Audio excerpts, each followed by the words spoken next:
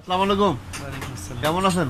হ্যাঁ, আলহামদুলিল্লাহ। আপনার চা তো দিনাজপুরবাসী খুব মনোযোগ সহকারে তৃপ্তি সহকারে খায়। ব্যবসা কেমন চলতেছে আপনার? হ্যাঁ, চলছে আলহামদুলিল্লাহ। জি আলহামদুলিল্লাহ। এই যে চান ভাইয়ের স্পেশাল চা, এটা মালাই চা। আমারও কিছু কমে স্টেশন রোডের চান ভাইয়ের স্পেশাল চা, আপনারা সবাই আমন্ত্রিত। দর্শকের সাথে কথা টিএনটি রোডের চান ভাইয়ের চা। আমাদের যে রঞ্জন দাসগুপ্তা আমাদের সামনে আছে মেহেদি ভাই। মেহেদি ভাই, আপনি চান ভাইয়ের চা সম্বন্ধে দুটো কথা বলেন।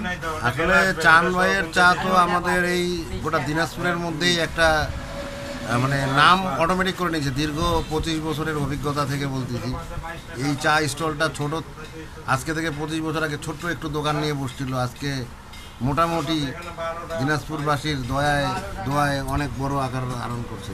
এবং চা সবাই খেতে আসবেন। চা আসলেই তৃপ্তিকর চা।